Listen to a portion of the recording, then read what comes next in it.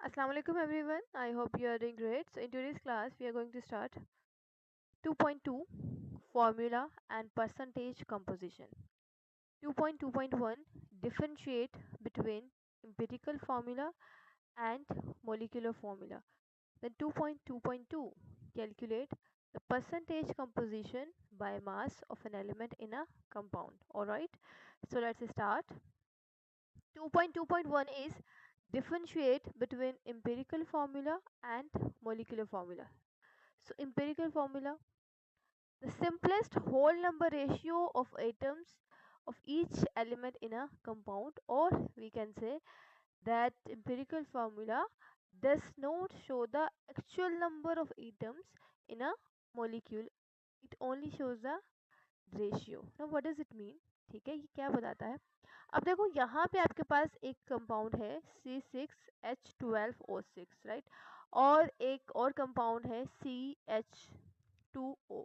अब आपने बताना है कि क्या ये कंपाउंड सेम है या फिर डिफरेंट है, क्या ये सेम कंपाउंड है या फिर ये डिफरेंट है। अब अगर यहाँ पे देखें तो हमारे पास कितने कार्बन है, 6 कार्बन है, ठीक है, और हाइड्रोजन कितने हैं, 12 हैं। फिर अगर ऑक्सीजन देखें तो वो कितने हैं, 6 हैं। बट यहाँ पर तो एक कार्बन है और दो हाइड्रोजन है और फिर से एक ऑक्सीजन है, राइट। तो ये सेम हुए या नहीं? जी, ये सेम कंपाउंड है, both are same, both are same. अब सेम कैसे हुए? देखो यहाँ पे ये आपके पास क्या है, एक्चुअल नंबर ऑफ एटम्स है कि भाई यहाँ पर कार्बन में देखो कितने एटम्स हैं, 6 हैं। इधर कितने हैं, 12 है। हाइड्रोजन में, ऑक्सीजन में कितने एटम्स हैं, 6 हैं। बट इधर आपको एक्चुअल नंबर नहीं बताए, यहाँ पे आपको सिंप्लीफाई करके रेशियो बताई गई है कि कार्बन है किस रेशियो में है, 1, हाइड्रोजन 2 रेशियो में है, ऑक्सीजन 1 रेशियो में। मीन्स के कार्बन एंड ऑक्सीजन दोनों की रेशियो सेम है और हाइड्रोजन की रेशियो डबल होगी, है ना। यस, तो इसी को हम क्या कहते हैं, एम्पिरिकल फार्मूला। ये हमारे पास ग्लूकोज है, ठीक है, और ये ग्लूकोज का आपके पास मोलिकुलर फार्मूला है, ये है एम्पिरिकल फार्मूला। तो यही तो है कि एम्पिरिकल फार्मूला क्या है, simplest whole number ratio, simplest ratio बताएगा आपको, एक्चुअल नंबर नहीं बताएगा। कि अब आपको क्या पता चल रहा है यहाँ पे कि एक्चुअली में ये ग्लूकोज है, क्योंकि हमें पता है कि ग्लूकोज में 6 कार्बन है, लेकिन नहीं, ये यहाँ पर क्या है, ये सिंप्लीफाई कर देते हैं हम। सिंप्लीफाई कैसे करेंगे, देखो C6H12O6, ठीक है, ये हमारे पास क्या है, मोलिकुलर फॉर्मूला। अब इसको क्या हम सिंप्लीफाई कर सकते हैं फर्दर? जी कर सकते हैं, बिल्कुल। देखो ये 6 है, 6 है, 12, तीनों एक ही टेबल से डिवाइड हो सकते हैं, डेफिनेटली हो सकते हैं। 6 1 द 6, 6 2 द 12 एंड 6 1 द 6। अब अगर मैं इसको लिखूं तो ये ऐसे हो जाएगा, कार्बन H2NO1, यस, ऐसे ही है। और सिंपली मैं ऐसे लिख दूं CH2O। तो यही तो है empirical formula, simplest whole number ratio है आपके पास एटम्स की ऑफ ईच एलिमेंट, जितने भी एलिमेंट प्रेजेंट है सिंपलेस्ट रेशियो है। यहाँ पे आपको एक्चुअल नंबर नहीं पता चलेगा कि कितने एटम्स प्रेजेंट हैं। क्या यहाँ पे पता चल रहा है आपको ग्लूकोज में एक्चुअल कितने एटम्स प्रेजेंट है? नहीं। यहाँ पर ये जरूर पता चलेगा कि कार्बन भी है, हाइड्रोजन भी है एंड ऑक्सीजन भी है। ये भी पता चल जाएगा कि रेशियो क्या है। रेशियो मीन्स यहाँ पर रेशियो क्या है, 1:2:1, ठीक है। मीन्स के कार्बन एंड ऑक्सीजन दोनों 1:1 के रेशियो में है एंड हाइड्रोजन 2 रेशियो में, ठीक है। इसी तरह से अगर हम इसको देखें हाइड्रोजन पेरोक्साइड को, राइट, तो जी ये देखें hydrogen peroxide. So hydrogen peroxide क्या क्या फॉर्मूला है, H2O2, राइट। अच्छा, अब यहाँ पर देखें कितने आपके पास एटम्स हैं हाइड्रोजन के, 2, और ऑक्सीजन के कितने हैं, 2। अगर मैं इसको फर्दर सिंप्लीफाई कर सकती हूँ, यस डेफिनेटली, देखो 2 के टेबल से दोनों डिवाइड हो सकते हैं ना। सो 2 1 2, 2 1 2। अब यहाँ पर यस, ये आपके पास क्या है, ये है एम्पिरिकल फार्मूला। तो ये क्या शो करता है कि यहाँ पे ये 1:1 में, मीन्स कि जितने आपके पास हाइड्रोजन है उतने ही ऑक्सीजन है। बट यहाँ ये एक्चुअल नंबर नहीं बता रहा कि हाइड्रोजन के कितने एटम्स हैं और ऑक्सीजन के कितने एटम्स हैं, ठीक है। तो एम्पिरिकल फार्मूला हमें एक्चुअल नंबर ऑफ एटम्स के बारे में नहीं बताता, ये जस्ट हमें रेशियो के बारे में बताता है, ओके। फिर आ जाता है molecular formula. So molecular formula actual number of atoms के बारे में बताता है of each element present in one molecule of or a compound, ठीक है। अब यहाँ पे it is either the same as empirical formula or whole number multiple of it, या तो ये सेम भी हो सकता है। अब हम देखेंगे कि सेम कैसे होगा, बट मोलिकुलर फार्मूला क्या है, जिस जो हमें ये बताए कि कितने एक्चुअल में कितने एटम्स हैं किसी भी मोलिक्यूल में या फिर कंपाउंड में, ठीक है। अब जैसे हमारे पास यहाँ पे क्या है, ग्लूकोज C6H12O6, तो हमें पता चलता है कि भाई यहाँ पे देखो ग्लूकोज में कितने एटम्स है कार्बन के 6, हाइड्रोजन के कितने एटम्स है 12, ऑक्सीजन के कितने एटम्स है 6, है ना। तो क्योंकि ये हमें एक्चुअल नंबर ऑफ एटम्स के बारे में बताता है, तो ये हमारे पास मोलिकुलर फार्मूला है, ठीक है। नेम से ऑब्वियस है ना, मोलिकुलर फार्मूला। फिर आपके पास आ जाता है हाइड्रोजन पेरोक्साइड। हाइड्रोजन पेरोक्साइड यहाँ पे क्या है H2O2, तो यहाँ पे देख लीजिए ये इसका क्या है मोलिकुलर फार्मूला। यहाँ पर हमें ये बता रहा है कि एक्चुअल नंबर ऑफ एटम्स कितने हैं, जी बिल्कुल, देखो हाइड्रोजन के कितने एटम्स हैं 2, ऑक्सीजन के कितने एटम्स हैं 2, ठीक है। चले यहाँ पर अब हमारे पास क्या है, कुछ एग्जांपल्स हैं। ये कंपाउंड है, उनका एम्पिरिकल फार्मूला गिवन है और मोलिकुलर फार्मूला भी गिवन है। अब देखिए कार्बन डाइऑक्साइड, अभी हमने यहाँ पे ये पॉइंट पढ़ा था कि मोलिकुलर फार्मूला इधर सेम भी हो सकता है और डिफरेंट भी हो सकता है। अब यहाँ पे देखो इधर कार्बन डाइऑक्साइड का empirical formula and molecular formula दोनों सेम है। अब ऐसा क्यों है, अब देखो अगर हमारे पास कार्बन डाइऑक्साइड है तो इसका फार्मूला क्या है CO2, ठीक है। क्या ये मेरे पास क्या है मोलिकुलर फार्मूला, ये हमें मुझे बताता है कि यहाँ पे एक कार्बन है, ठीक है, और 2 ऑक्सीजन है, ये बताता है, ठीक है। बट अगर मैं इसको फर्दर सिंप्लीफाई करना चाहूँ तो कर सकती हूँ, नहीं कर सकती भाई। इसको कैसे फर्दर सिंप्लीफाई करेंगे, ये ऑलरेडी सिंप्लीफाइड फॉर्म में है कार्बन डाइऑक्साइड। तो यहाँ पे देखो अगर मैं, ये मेरे पास 1:2 है, ठीक है। अगर मैं इसको फर्दर डिवाइड करना चाहूँ तो क्या ये हो सकता है, नहीं होगा भाई। ये देखो 1 1 1, 1 2 तो वापस से वही आएगा। तो इसीलिए इसका empirical formula and molecular formula same है। रीजन इज दैट कि हम इसको फर्दर और सिंप्लीफाई नहीं कर सकते, है ना। फिर आपके पास आ जाता है ग्लूकोज। तो ग्लूकोज का फार्मूला ये है C6H12O6, इसको क्या हम फर्दर सिंप्लीफाई कर सकते हैं, क्योंकि जो एम्पिरिकल फार्मूला होता है ये सिंप्लीफाइड फॉर्म होती है मोलिकुलर फार्मूला की ही, ठीक है। तो यहाँ पर ये देखो हो जाएगा हमारे पास C6H12O6, इसको अगर हम देखें तो ये तीनों जो है, ये 6 है 12 है और 6 के टेबल से डिवाइड हो सकती है, यस। 6 1 6, 6 2 12, 6 1 6। तो अब इसको लिखे क्या हो जाएगा आपके पास कार्बन, ठीक है, हाइड्रोजन कितने आ गए 2, तो ये लिख दिया हमने 2 एंड ये ऑक्सीजन। इसी तरह से हाइड्रोजन पेरोक्साइड देखो H2O2, तो ये भी फर्दर सिंप्लीफाई हो सकेगा। ये क्या है मोलिकुलर फार्मूला, इसी को सिंप्लीफाई करके मेरे पास एम्पिरिकल फार्मूला आ जाएगा। तो देखो यहाँ पे क्या है H2O2, तो ये हो जाएगा 2 1 2, 2 1 2 आ गया मेरे पास यहाँ पे HO, empirical formula for hydrogen peroxide, ठीक है। इसी तरह से यहाँ पर देखिए बेंजीन C6H6, तो ये फर्दर सिंप्लीफाई हो सकता है, यस हो सकता है। देखो C6H6 को करें तो ये हो जाएगा 6 1 6, 6 1 6, ठीक है। तो ये आ गया CH4 बेंजीन, एम्पिरिकल फार्मूला। फिर आ जाता है एसिटिक एसिड। अब यहाँ पर देखो एसिटिक एसिड में हमारे पास यहाँ पर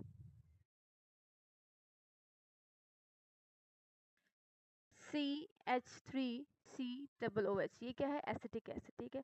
अब यहाँ पर मैं इसको ऐसे लिख लूँ, ये जितने भी मेरे पास कार्बन है इन सबको एक साथ लिख लूँ, जितने भी हाइड्रोजन है एक साथ लिख लूँ, और जितने भी ऑक्सीजन है उन सबको एक साथ लिख लूँ। तो देखो यहाँ पे कितने कार्बन है, ये कार्बन, ठीक है, एंड ये 2, ये मेरे पास हो जाएंगे C2। फिर देखो कितने हाइड्रोजन है, ये हमारे पास 3 हाइड्रोजन ये हो गए और एक ये हो गया, तो ये हो गए हमारे पास 4, है ना, 3 हाइड्रोजन ये वाले और ये 4th हाइड्रोजन। ओके, फिर देखिए अगर हम ऑक्सीजन, तो यस ये देखो ये 2 ऑक्सीजन हो गए, तो ये हो जाएगा हमारे पास O2। क्या ये सिंप्लीफाई हो सकता है? भाई ये एसिटिक एसिड है ना, इसको मैं ऐसे लिख दूँ या ऐसे लिख दूँ, एक ही बात है। अब अगर देखो इसको मैं सिंप्लीफाई करना चाहूँ तो कर सकती हूँ। 2 1 जा 2, 2 2 जा 4, 2 1 जा 2, जा रहे हैं ना ये दोनों, ये 2 4 एंड 2 2 के टेबल से डिविजिबल है, ठीक है, तो ये सिंप्लीफाई हो जाएगा। तो अब यहाँ पर देखो सिंप्लीफाई फॉर्म में तो लिखा है कार्बन 1 था तो हमने एक ही कार्बन लिखा है, हाइड्रोजन कितने आए 2 तो ये 2 लिख दिया, ऑक्सीजन कितने आए हैं 1 तो ये क्या है empirical formula for the acetic acid, ठीक है। Okay, now 2.2 calculate the percentage composition by mass of an element in a compound. अब यहाँ पे देखिए percentage composition by mass का क्या मतलब है? It is the percentage by mass of each element present in a compound. ये हमें बताता है कि अगर हमारे पास कोई भी एक कंपाउंड है या फिर कोई एक सैंपल है तो उसमें कितने परसेंट डिफरेंट एलिमेंट्स या कंपोनेंट्स प्रेजेंट है। और फॉर एग्जांपल आप लोग जब ये बिस्किट्स वगैरह खाते हैं, ठीक है, परचेज करते हैं बाहर से या स्नैक्स वगैरह खाते हैं, तो वहां पर आप देखिए रैपर के ऊपर से लिखा हुआ होता है न्यूट्रिशनल इंफॉर्मेशन, राइट। उस पर फिर जब न्यूट्रिशनल इंफॉर्मेशन एक कॉलम सा बना हुआ होता है और उसमें लिखा हुआ होता है कि आपके पास, जैसे फॉर एग्जांपल अगर हमारे पास कोई बिस्किट है तो उसमें लिखा हुआ होता है कि भाई इसमें इतने परसेंट फाइबर है, ठीक है, इस ग्राम में भी लिखा होता है, परसेंट में भी लिखा होता है, प्रोटीन लिखा हुआ होता है कि भाई इतने परसेंट प्रोटीन है, फैट्स कार्बोहाइड्रेट्स लिखा हुआ होता है ना ऐसे। तो वो हमने कैसे फाइंड किया?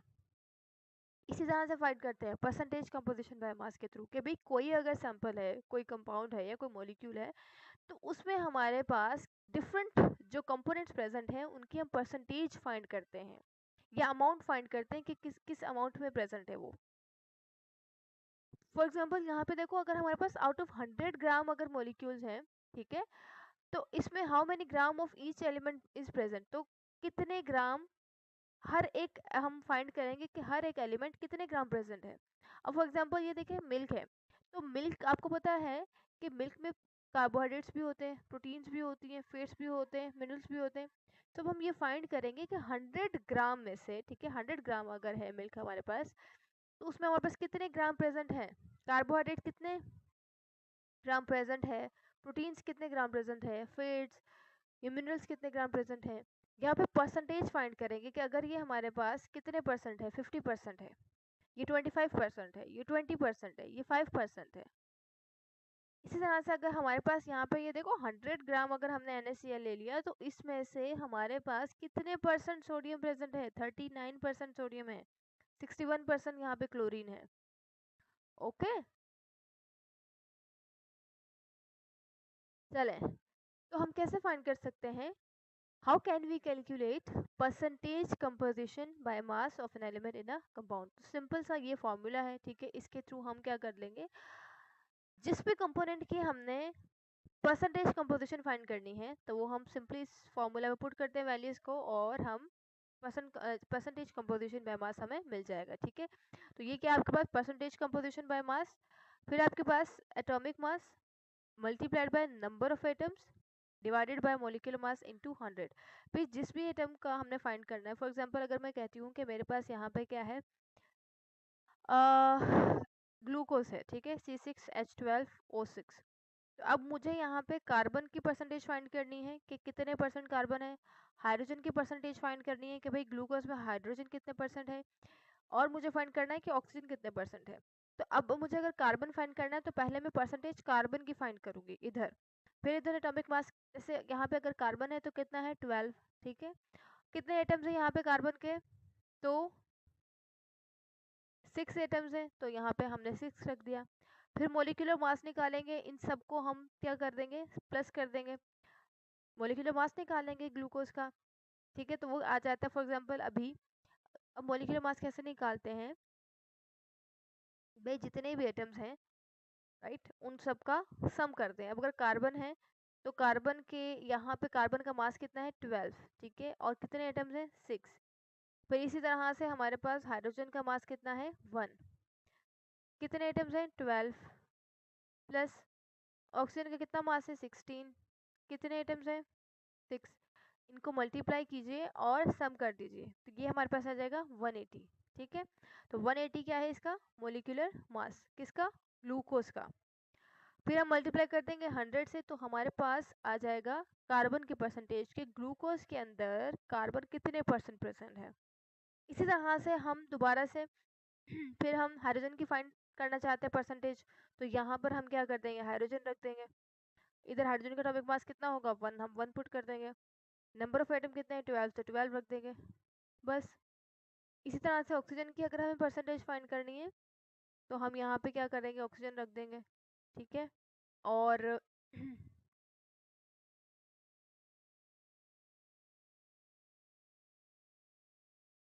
ऑक्सीजन रख देंगे, फिर एटॉमिक मास कितना ऑक्सीजन का 16 और नंबर ऑफ एटम्स कितने हैं 6, यहाँ पे मॉलिक्यूलर मास सेम रहेगा।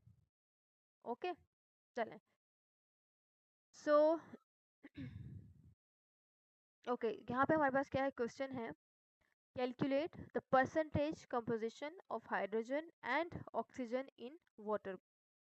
तो अब कैसे फाइंड करेंगे, वही हम सेम फॉर्मूला पहले अप्लाई करेंगे which is percentage composition by mass which is equals to atomic mass into number of atoms divided by molecular mass into 100। Okay अच्छा, अब यहाँ पर हमने H2O की परसेंटेज फाइंड करनी है ना, तो इसका आपको मॉलिक्यूलर मास पता होना चाहिए क्या है। तो यहाँ पे देखो हमारे पास हाइड्रोजन का मास कितना है 1, कितने आइटम्स है 2, तो हमने 2 से मल्टीप्लाई कर दिया, प्लस अब ऑक्सीजन का मास कितना है 16, राइट, तो ये मेरे पास हो जाएगा 2 plus 16 which is equals to 18, तो ये आ गया हमारे पास 18 ग्राम। और किसका आ गया वाटर का मोलिकुलर मास आ गया। ठीक हो गया। अच्छा, जब हम जैसे ही वाटर का मोलिक्यूल देखते हैं तो हमें देख के ये लगता है कि क्योंकि हाइड्रोजन की अमाउंट ज़्यादा है ना, हाइड्रोजन के कितने आइटम्स है 2 है, ऑक्सीजन के कितने आइटम है 1 है, तो हाइड्रोजन की परसेंटेज ज़्यादा होनी चाहिए, बट ऐसे नहीं होता। परसेंटेज किसकी हाई है ऑक्सीजन की, हाइड्रोजन की परसेंटेज देखो 11.11% है। तो चलें, परसेंटेज कंपोजिशन ऑफ हाइड्रोजन हम फाइंड करेंगे।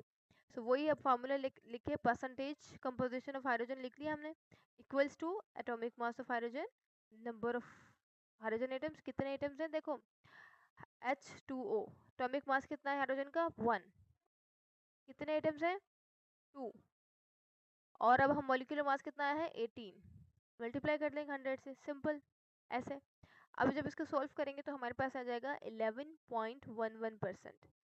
अब नेक्स्ट है हमें किसकी परसेंटेज फाइंड करनी है ऑक्सीजन की, तो लिख लीजिए यहाँ पे percentage composition of oxygen equal हो जाएगा हमारे पास एटॉमिक मास ऑफ ऑक्सीजन, ठीक है, number of atoms of oxygen, फिर मोलिकुलर मास ऑफ वाटर, तो हमने ये हो जाएगा हमारे पास, क्योंकि एटॉमिक मास ऑफ ऑक्सीजन कितना आ जाता है 16, कितने एटम है ऑक्सीजन के, एक ही एटम है, मोलिकुलर मास कितना आया था हमारे पास 18, और क्योंकि हमें परसेंटेज फाइंड करनी है तो हम 11 से 100 से मल्टीप्लाई कर देंगे, तो ये हमारे पास क्या आ जाएगी परसेंटेज 88.89%। ठीक है, अच्छा अब यहाँ पर देखें हम फाइंड करेंगे percent composition of carbon, hydrogen and oxygen in a glucose molecule. तो ग्लूकोज के लिए फाइंड करेंगे, सबसे पहले अब हमने क्या करना है फॉर्मूला लिख लीजिए, तो percentage composition by mass equals to क्या था atomic mass, yes, into number of atoms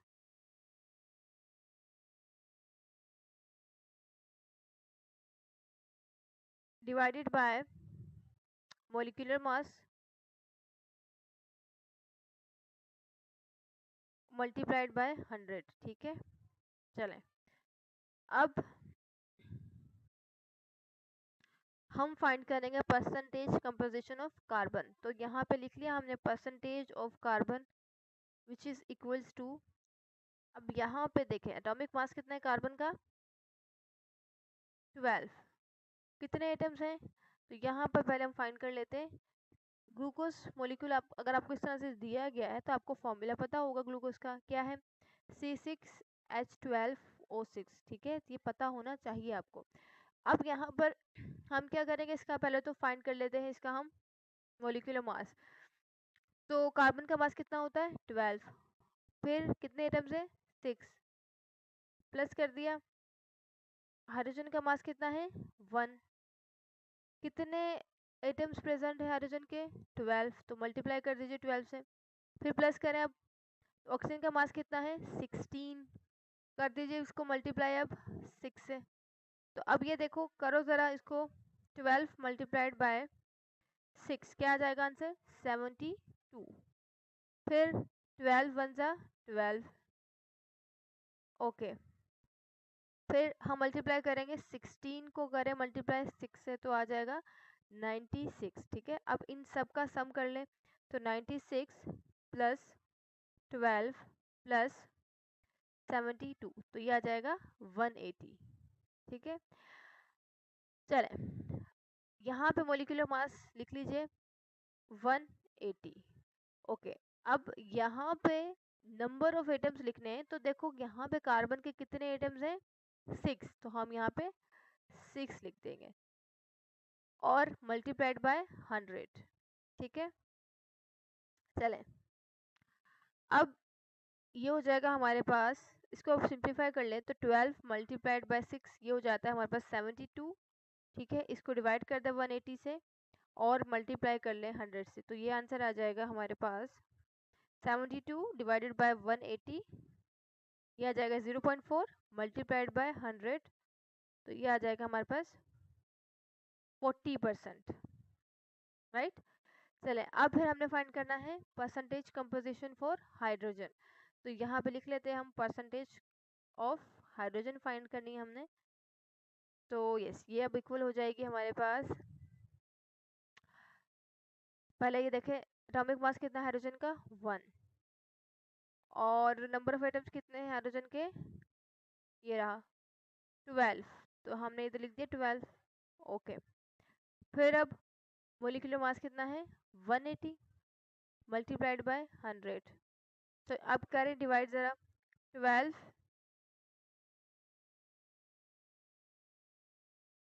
divided bye 180 which is equals to 0.06 multiplied by 100, तो ये आ जाएगा हमारे पास 6.66%, ठीक हो गया।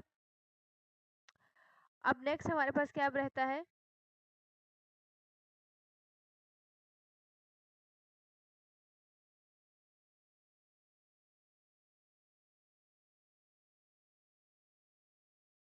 Percentage composition of oxygen, right. तो यस अब यहाँ पे ऑक्सीजन के देखो एटॉमिक मास कितना है 16, राइट। फिर कितने एटम्स प्रेजेंट है ग्लूकोज मॉलिक्यूल में बनाए यहाँ पे C6H12O6, 6 एटम्स प्रेजेंट है, तो मल्टीप्लाई कर दिया 6 से, डिवाइड कर दिया हमने 180 से और मल्टीप्लाई कर दिया 100 से, राइट।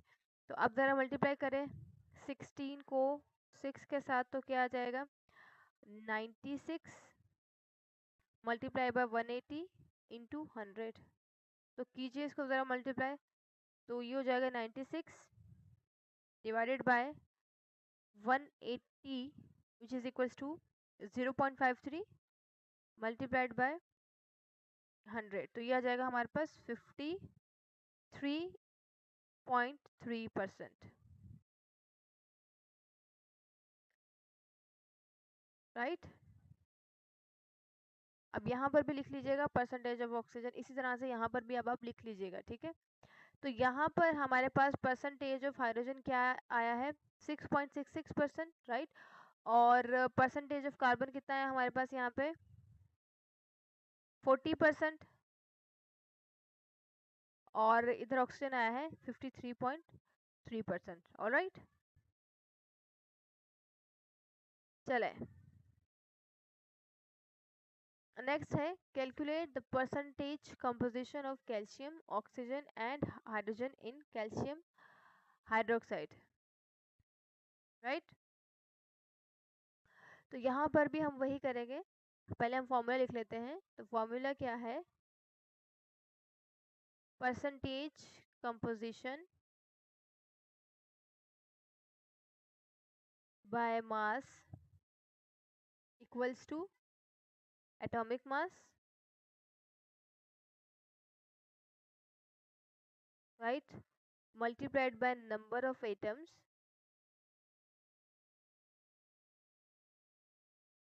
फिर divided by molecular mass into 100। Okay, चलें। सबसे पहले यहाँ पर हम क्या करते हैं, क्योंकि हमें पता है हमने यहाँ पे मोलिकुलर मास पुट करना है, तो हम मोलिकुलर मास निकाल लेते हैं कैल्शियम हाइड्रोक्साइड का। यहाँ पे ये हमारे पास है कैल्शियम हाइड्रोक्साइड, राइट। तो इधर देखो ज़रा, कैल्शियम का एटॉमिक मास कितना होता है 40, राइट। प्लस कर दीजिए। ओके, अब यहाँ पर देखो, इस तरह से जब आता है ना ब्रैकेट में आता है, तो ये जो 2 है ये हमारे पास ऑक्सीजन के साथ भी है एंड हाइड्रोजन के साथ भी है। तो यहाँ इसका क्या मतलब है, 2 ही ऑक्सीजन है और हमारे पास 2 ही हाइड्रोजन है इधर। तो यहाँ पर अब हम क्या कर सकते हैं, डायरेक्टली ऐसे लिख दें, या फिर हम सिंपली ऐसे भी लिख सकते हो आपके ऑक्सीजन का मास कितना है 16, तो आप 16 लिख दें,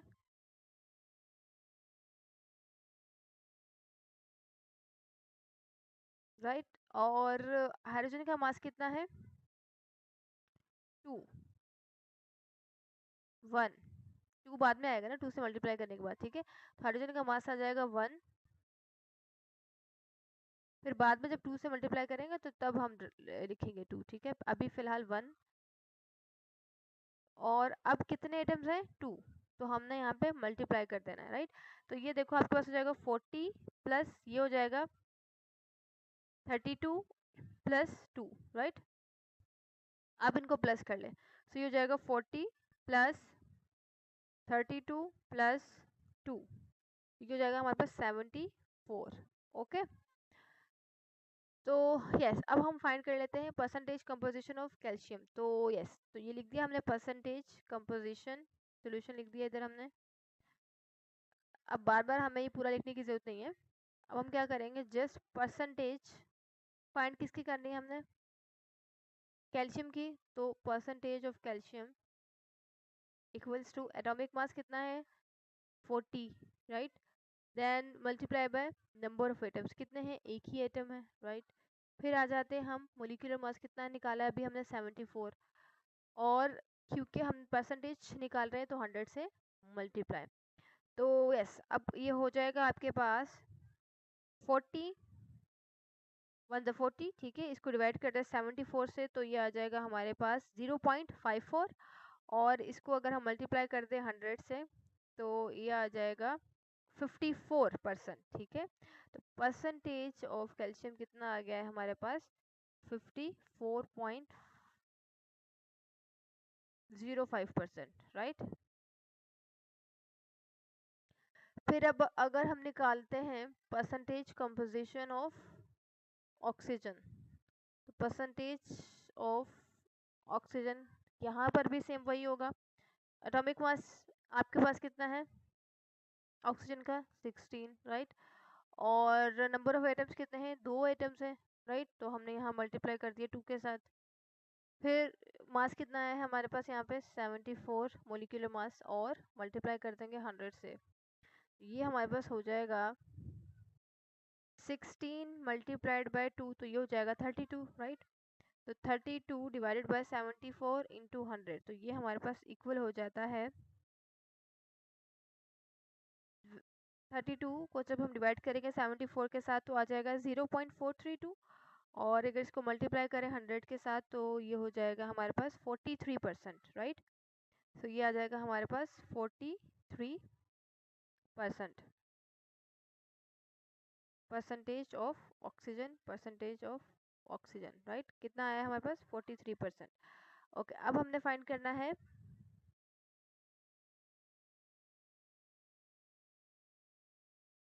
परसेंटेज ऑफ हाइड्रोजन। तो लिख देंगे हम यहाँ पे परसेंटेज ऑफ हाइड्रोजन, राइट। तो एटॉमिक मास कितना है हाइड्रोजन का 1, राइट। और नंबर ऑफ एटम्स कितने हैं, 2 है ना, कितने एटम्स हैं, 2, तो हमने लिख दिया यहाँ पे 2। और अब हमारे पास मोलिकुलर मास कितना निकला था, 74 इंटू 100।